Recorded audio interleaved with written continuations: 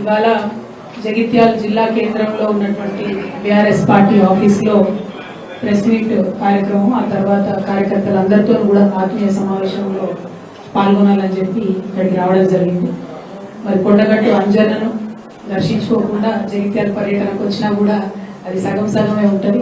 కొండగట్టు క్షేత్రం ఎప్పటికైనా అద్భుతంగా యాదాద్రిలాగా విలసిల్లాలని చెప్పి మనస్ఫూర్తిగా సంకల్పంతో పనిచేసినాం. దానికి సంబంధించి స్వామివారి రెవెన్యూ రికార్డులు అన్ని కూడా చేసి ఒక 350 ఎకరాల జాగాను కూడా మొత్తం సిద్ధం చేసి 1000 కోట్లతో కేసీఆర్ గారు ప్రణాళికలు సిద్ధం చేయడం జరిగింది. దానికి సంబంధించి మీ అందరికీ తెలుసు, ఇప్పటికే 10 ఏళ్లలో శాశ్వతంగా అనేక కార్యక్రమాలు పరిష్కారం చేసుకుంటూ కొండగట్టును ఒక స్థాయికి తీసుకురావడం జరిగింది. ఖచ్చితంగా ఇక్కడ ఉన్నటువంటి వాళ్ళందరం కూడా సంకల్పంతో మంచి అద్భుతమైనటువంటి దేవాలయాన్ని కూడా నిర్మాణం చేసుకుంటాం. దేశవ్యాప్తంగా హనుమంతుడి భక్తులు ఎక్కడున్నా కూడా కొండగట్టుకు వచ్చేంత పెద్ద ఎత్తున ఈ క్షేత్రాన్ని అభివృద్ధి చేస్తామని కూడా ఈ సందర్భంగా తెలియజేస్తా ఉన్నాం. అయితే ప్రభుత్వాలు మారినా కూడా ప్రజలకు సంకల్పం చేసినటువంటి పనులు కొనసాగించాల్సినటువంటి బాధ్యత ప్రభుత్వ పెద్దల మీద ఉంటుంది. కొండగట్టు అంజన్నకు మరి ఏదైతే 1000 కోట్లు ఇదివరకటి ప్రభుత్వం ఇస్తామని చెప్పిందో, దానికి సంబంధిత జీవోలు రిలీజ్ చేసిందో, వాటి మీద ఇప్పుడున్నటువంటి ప్రభుత్వం, ఇప్పుడు ఇక్కడ ఉన్నటువంటి కాంగ్రెస్ పార్టీ నాయకులందరూ కూడా శ్రద్ధ పెట్టి ప్రభుత్వం నుండి నిధులు రాబట్టవలసిందిగా ఈ సందర్భంగా నేను డిమాండ్ చేస్తా ఉన్నాను. అదేవిధంగా మీ అందరికీ తెలుసు, గౌరవనీయులు పెద్దలు కేసీఆర్ గారు తెలంగాణ ఉద్యమ సందర్భంలో కూడా అనేక మార్లు చెప్పేవాళ్ళు, నా కళ తెలంగాణ రాష్ట్రం ఏర్పడాలి, ఏర్పడిన తర్వాత జగిత్యాల, సిద్దిపేట, వికారాబాద్ ఇవన్నీ కూడా ప్రత్యేక జిల్లాలుగా ఏర్పడాలి, ఏర్పడిన తర్వాత మాత్రమే అక్కడ ఉన్నటువంటి ప్రజల యొక్క అభివృద్ధి అనేటటువంటిది, నిజమైన అభివృద్ధి అనేటటువంటిది మనం చూడగలుగుతామని ఉద్యమ సందర్భంలో అనేక సార్లు కేసీఆర్ గారు చెప్పేవాళ్ళు. మరి అట్లానే తెలంగాణ రాష్ట్రం రాగానే జగిత్యాల ప్రత్యేక జిల్లా అయింది. అంతకుముందు అంతా కూడా ఎన్నికల హామీగా నిలబడిపోయినటువంటి బోర్నపల్లి బ్రిడ్జ్ సాకారమైంది. ఇవాళ ఆదిలాబాద్ కు జగిత్యాలకు సంబంధాలు, పెళ్లి సంబంధాలు, విద్యా వ్యాపార సంబంధాలు పునరుద్ధరింపబడ్డాయంటే, యావత్ జగిత్యాలలో భూముల విలువ పెరిగిందంటే, వ్యాపారాలు చేసుకునేటటువంటి వాళ్ళు ముందుకొచ్చి పెట్టుబడులు పెడతా ఉన్నారంటే కేసీఆర్ గారు వచ్చిన తర్వాత మాత్రమే అది సాధ్యమైందని చెప్పి ఇవాళ సగర్వంగా ప్రతి ఒక్కరం కూడా చెప్పుకునేటటువంటి వాస్తవం జగిత్యాల జిల్లాలో. అదేవిధంగా ఎన్నడూ అనుకోలేదు పెద్ద మెడికల్ కాలేజ్ వస్తుంది జగిత్యాలకు అని.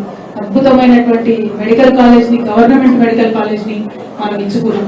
మనము హాస్పిటల్ అయితే ఏంది, ఇంకొకటి ఒకటని కాదు, అన్ని రంగాల్లో జగిత్యాల జిల్లాను నిలబెట్టినాం. అదే విధంగా నిలబెట్టడానికి కృషి కూడా తప్పకుండా చేస్తాం. సరే, రాజకీయాలకు సంబంధం లేకుండా మరి ఇప్పుడు జరుగుతున్నటువంటి ప్రజలు గెలిపించినటువంటి విషయాన్ని కూడా మర్చిపోయి ఇక్కడ బీఆర్ఎస్ పార్టీలో గెలిచినటువంటి ఎమ్మెల్యే గారు పార్టీని మోసం చేసి, కార్యకర్తలను మోసం చేసి, తల్లి పాలు తాగి రొమ్ము గుద్దినటువంటి చందంగా ఆయన పార్టీ మారి వెళ్ళిపోయినా కూడా మరి కార్యకర్తలందరూ కూడా నిబద్ధతతో కేవలం కేసీఆర్ గారి మీద ప్రేమతోని, గులాబీ జెండా ఉందనేటటువంటి గుండె ధైర్యంతోనే ఇవాళ బీఆర్ఎస్ పార్టీలో కార్యకర్తలందరూ కూడా కొనసాగుతూ ఉన్నారు. వాళ్ళందరికీ మనస్ఫూర్తిగా నేను అభినందనలు తెలియజేస్తా ఉన్నాను. మనలో ఉన్నటువంటి ఉద్యమ చైతన్య స్ఫూర్తి నింపినటువంటి కేసీఆర్ గారు మనకు అండగా ఉన్నంత వరకు మనం భయపడాల్సినటువంటి అవసరమే లేదు.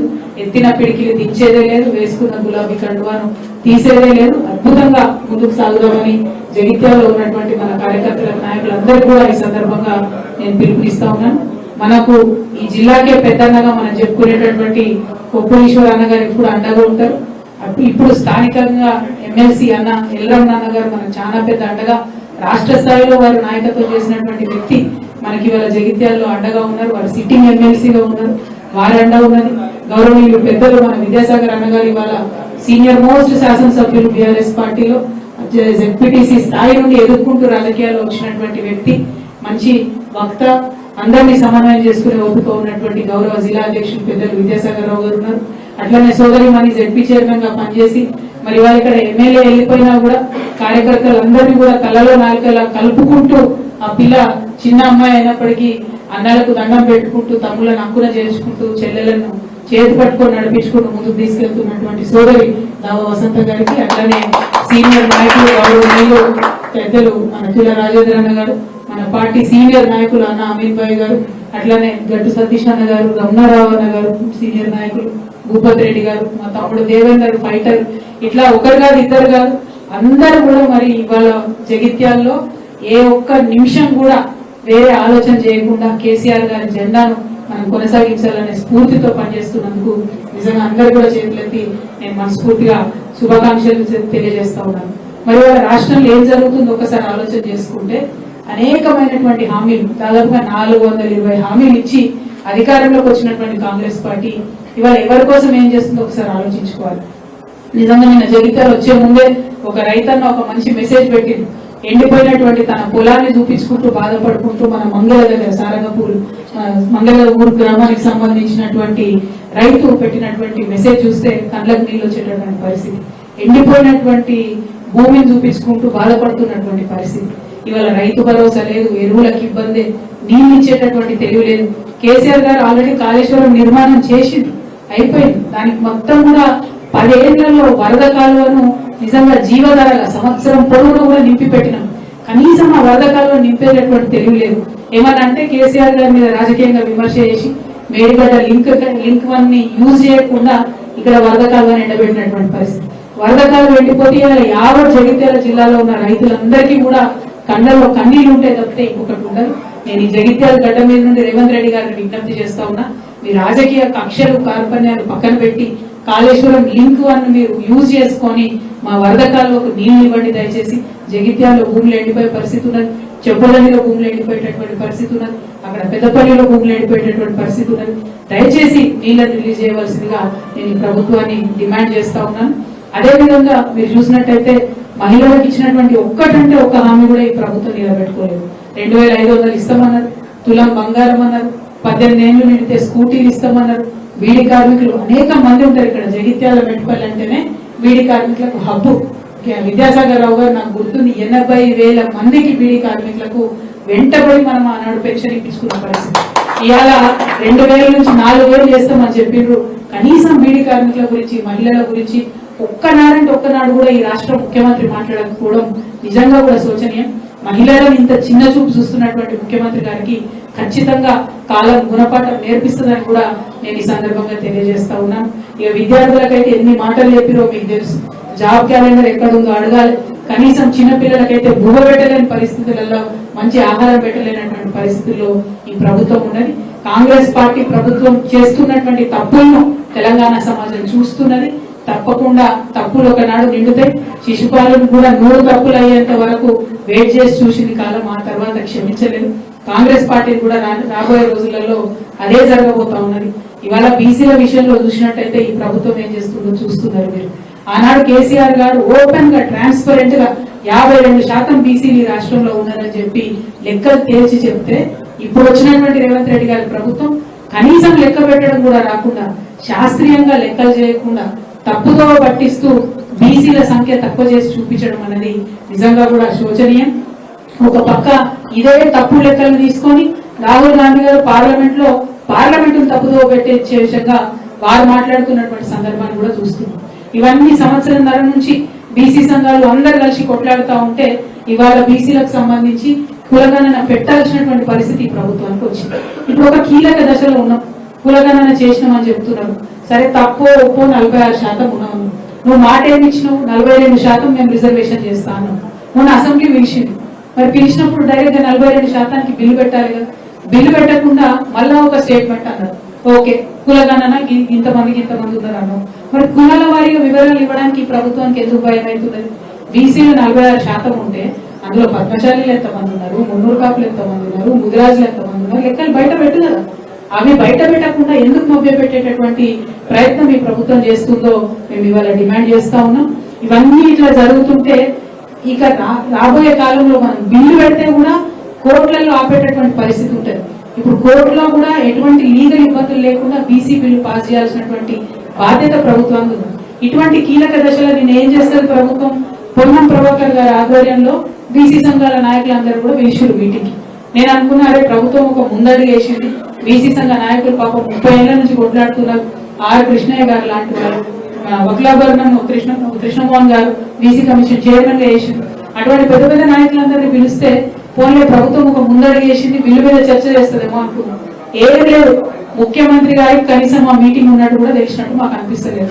యాక్చువల్ గా అయితే ఈ టైంలో బీసీ ప్రజలందరూ ఆందోళనలో ఉన్నారు, మా సంఖ్య తగ్గిందని భయపడుతున్నటువంటి సమయంలో ముఖ్యమంత్రి గారే డైరెక్ట్ గా మీటింగ్ పెట్టాలి.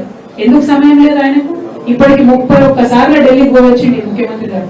కానీ జనాభాలో సగం ఉన్నటువంటి బీసీల గురించి కనీసం మీటింగ్ పెట్టే తీరిక ఈ ముఖ్యమంత్రి గారికి లేకపోవడం నిజంగా శోచనీయం. ముఖ్యమంత్రి గారు నిన్న మీటింగ్ లో లేరు. పోనీ కనీసం ఈ లెక్క కులగణన చేసినటువంటి కేబినెట్ సబ్ కమిటీకి చైర్మన్ ఉత్తమ్ కుమార్ రెడ్డి గారు ఆయన మీటింగ్ లో లేరు. ఈ లెక్కలన్నింటినీ కులగణన చేసినటువంటి అధికారులు సందీప్ శాండిల్య గారు ఆయన మీటింగ్ లో లేరు. మరి బీసీ సంఘం నాయకులందరూ పిలిచి మీరు లెక్కలు చెప్పలేదు, మీ ప్రభుత్వం ఏం చేస్తుందో చెప్పలేదు, ముందడుగు ఎట్లేస్తాం, బిల్లు పెడతామా పెట్టతామా చెప్పలేరు. మరి ఎందుకోసం పిలిచినట్టు?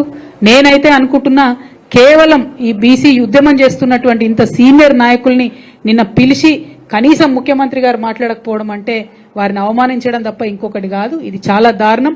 ముఖ్యమంత్రి గారు తప్పకుండా తక్షణమే రివ్యూ పెట్టాలి, మొత్తం కులాల వారీగా సంఖ్య ఎంత ఉందో బయట పెట్టాలి, బిల్లు ఎప్పటి లోపల తీసుకొస్తారో చెప్పాలి, ఆ బిల్లుకు సంబంధించి ఈ వివిధ కుల సంఘ నాయకులతోని చర్చలు జరపాలి, అట్లానే లీగల్ ఎక్స్పర్ట్స్ తోని కూడా చర్చలు జరపాలని ఈ సందర్భంగా నేను డిమాండ్ చేస్తా ఉన్నాను. మరి మీరు చూస్తే కేసీఆర్ గారు ట్రాన్స్పరెంట్ గా ఉన్నట్టుగా లెక్కలు చెప్పారు, రేవంత్ రెడ్డి గారు తప్పుడు లెక్కలు చెప్తున్నారు. ఇంకో పక్క ఇచ్చినటువంటి ఏ ఒక్క మాట కూడా ఫుల్ఫిల్ చేసేటటువంటి పరిస్థితి లేదు. కేసీఆర్ గారి పాలనకు రేవంత్ రెడ్డి గారి పాలనకు ఎంత తేడా ఉందంటే కేసీఆర్ గారి పాలన ఐఫోన్ లాగా ఉంటే రేవంత్ రెడ్డి గారి పాలన చైనా ఫోన్ లెక్క ఉన్నది. ఐఫోన్ కు చైనా ఫోన్ కి ఎంత తేడా ఉంటుందో కేసీఆర్ గారికి రేవంత్ రెడ్డి గారికి అంత తేడా ఉన్నది. అంటే సూపుకు బానే ఉంటది కానీ ఏం పనిచేయదు అన్నట్టు అటువంటి పరిస్థితి ఉన్నది. మాటలు ఇచ్చి బీసీల ఓట్లు వేయించుకొని ఇవాళ బీసీలను మోసం చేస్తున్నటువంటి కాంగ్రెస్ పార్టీని చరిత్ర క్షమించదు, బీసీలు క్షమించరు. వారికి ఎవరు లేరు, వారి పక్షాన మాట్లాడారు అనుకుంటున్నారేమో. మేమందరం కూడా అండగా నిలబడి ఉన్నాం. ఖచ్చితంగా బీసీలకు మీరు ప్రామిస్ చేసినటువంటి 42% ఇచ్చే వరకు కూడా తగ్గేదే లేదు. ఖచ్చితంగా ఉద్యమాన్ని ముందుకు కొనసాగిస్తాం. మరో తెలంగాణ ఉద్యమంలాగా పోరాటం చేయడానికి బీసీ బిడ్డలందరూ కూడా సిద్ధంగా ఉండాలని చెప్పి ఈ సందర్భంగా పిలుపునిస్తా ఉన్నాం. బీఆర్ఎస్ పార్టీ కార్యకర్తలు మనకు నాయకులు అన్నది ఎప్పుడు కూడా లెక్కలో లేనటువంటి విషయం. తెలంగాణ ఉద్యమం జరిగినప్పుడు కూడా పెద్ద పెద్ద నాయకులు లేరు మనకు, అయినా కూడా మనం గుండె ధైర్యంతో కొట్లాడినాం. ఇవాళ ఇక్కడ జగిత్యాలలో మనం అధికారంలో ఉన్న 10 సంవత్సరాలు అనేక కార్యక్రమాలు చేసినాం. ఇవాళ జగిత్యాల్లో 4500 ఇండ్లు కేసీఆర్ గారు ప్రత్యేక శ్రద్ధ పెట్టించారు. ఆ ఇచ్చిన ఇండ్లలో 900 ఇండ్లు ఇంకా ఖాళీగా ఉన్నాయి. ఇవాళ నేను డిమాండ్ చేస్తా ఉన్న కాంగ్రెస్ ప్రభుత్వాన్ని, 900 ఇండ్లు జగిత్యాల్లో ఖాళీగా ఉన్నాయి, మీరు అర్హులైనటువంటి వాళ్ళకి ఇమీడియట్ గా ఐడెంటిఫై చేసి ఇవ్వండి. ఎందుకు ఇవ్వలేకపోతా ఉన్నారు? ఎందుకు ప్రాజెక్టులు ఫినిష్ చేయలేకపోతా ఉన్నారు? ఎందుకు వరద కాలువ నింపలేకపోతున్నారు? ఎందుకు రేషన్ కార్డులు ఇవ్వలేకపోతా ఉన్నారు? దీనికి ఏమైనా కేసీఆర్ గారు అడ్డం పడ్డారా? బీఆర్ఎస్ పార్టీ అడ్డం పడ్డదా? తక్షణమే మీ చిత్తశుద్ధిని నిరూపించుకోండి. మీరు ప్రజలకు ఇచ్చినటువంటి హామీలన్నీ కూడా వెంటనే నెరవేర్చండి అని ఈ సందర్భంగా డిమాండ్ చేస్తా ఉన్నాం. జగిత్యాల గడ్డ అంటే విప్లవాల కిల్ల. మరి ఇదే జగిత్యాల నుండి ఖచ్చితంగా బీసీల యొక్క కథనబేరి ప్రారంభమవుతుందని చెప్పి, ప్రారంభం కావాలని కూడా చెప్పి నేను కోరుకుంటూ మీ అందరి దగ్గర సెలవు తీసుకుంటా ఉన్నాను. Thank you. జై తెలంగాణ, జై కేసీఆర్.